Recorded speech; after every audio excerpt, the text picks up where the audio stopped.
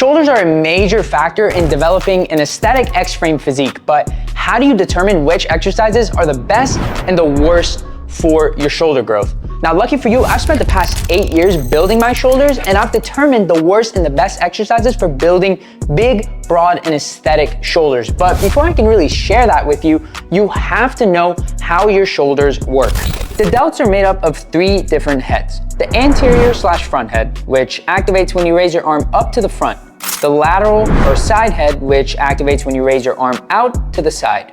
And the posterior or rear head, which activates when you pull the arm back. Let's start off with the front head. Now, most people's front heads are overdeveloped, especially if they're doing any sort of pressing movement in the gym. Let's take the machine chest press, for example.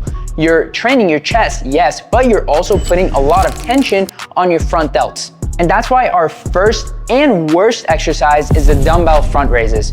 You don't need them because you don't need the extra stimulus on the front delts. That said, ditch the overhead dumbbell press and the overhead barbell press and instead find yourself a machine shoulder press. If you can find a good machine that'll actually allow you to get into a deep shoulder stretch, it'll feel better than any barbell or dumbbell.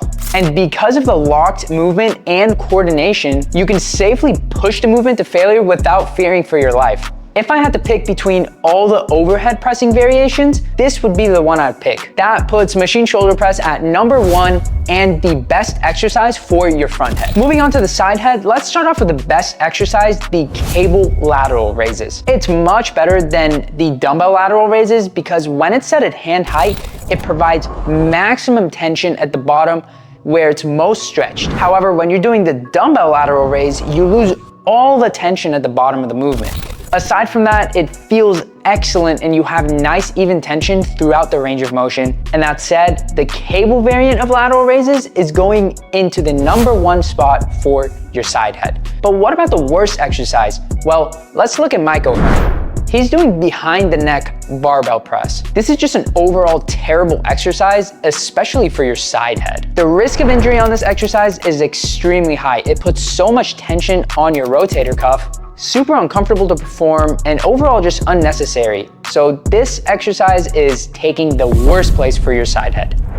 Now stay on the cables because your rear delts need some love too, and the best way to show them that love is by reverse cable crossovers. Now these are incredible.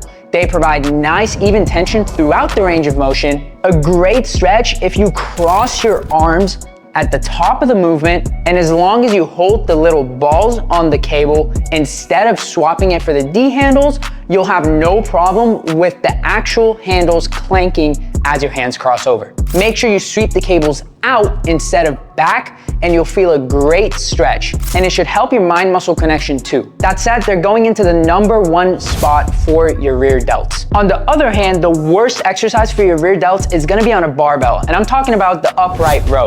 Unfortunately, due to the movement pattern of the upright row, not only is muscular activation lacking, but your shoulder is at a risk for soft tissue damage and rotator cuff impingement. When you perform an upright row, you are elevating your arms while internally rotating your shoulder. This is a terrible combination and it can put you at risk. And for that, the upright row is gonna take the spot for the worst exercise for your rear delts. Now, if you're ready to turn this information into results, but you just don't really know how to put together an exercise regimen, then hit the link in the description and apply for my one-on-one coaching where I'll take all the guesswork, not only out of your exercise, but your diet as well. So all you have to do is perform and get results. But wait, do you know the best exercises for your back? If not, click the video right there. Make sure you like the video if you enjoyed, subscribe and turn on the notification bell so you don't miss another video. Comment what other things you'd like to learn about, and as for always, thank you for watching.